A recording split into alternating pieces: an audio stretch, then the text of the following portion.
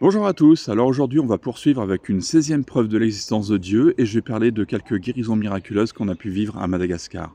Alors que je prêchais dans une nouvelle église, une église qui est en cours de construction, de développement, eh bien le Saint-Esprit m'a donné un message particulier.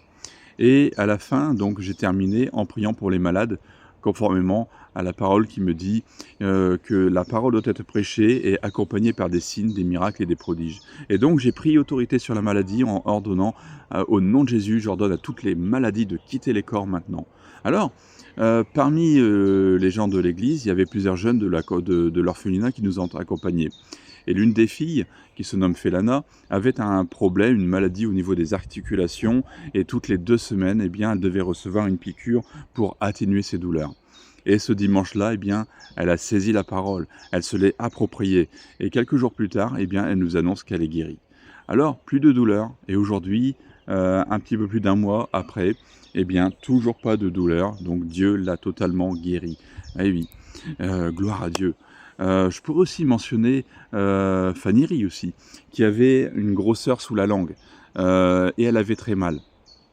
Et là encore, après l'imposition des mains, conformément à ce qui est écrit dans Marc 16, ils imposeront les mains aux malades et les malades seront guéris, eh bien, elle a été guérie. Cette grosseur avait disparu. Pareillement pour Oméga, hein, qui avait un kyste derrière la nuque qui lui faisait très mal. D'ailleurs, on voyait un petit peu une petite boule ici à ce niveau-là, à travers la peau, et même quand on touchait aussi, eh bien, on sentait cette boule. Et pareillement, eh bien, nous lui avons imposé les mains. Et voilà, je lui ai conseillé de continuer à prier pour cela, et résultat, elle a été guérie. Plus de boule derrière cette nuque. Et bien sûr, toute la gloire doit revenir à Jésus, parce que Jésus est toujours le même, hier, aujourd'hui et éternellement, comme le souligne Hébreux 13:8.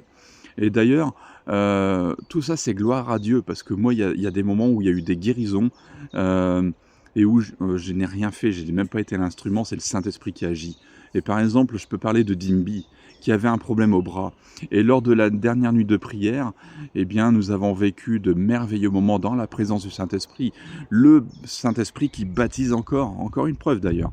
Et à un moment donné, eh bien, Dimby s'est retrouvé à genoux sous la puissance du Saint-Esprit et il a été guéri. Voilà, je pourrais encore mentionner bien des exemples. Mais déjà là, ça fait déjà pas mal de preuves encore de l'existence de Dieu. Donc soyez bénis, partagez cela au plus grand nombre. Non, Dieu n'a pas changé. Dieu est vivant et il nous le montre par ses guérisons et par ses miracles. Alléluia.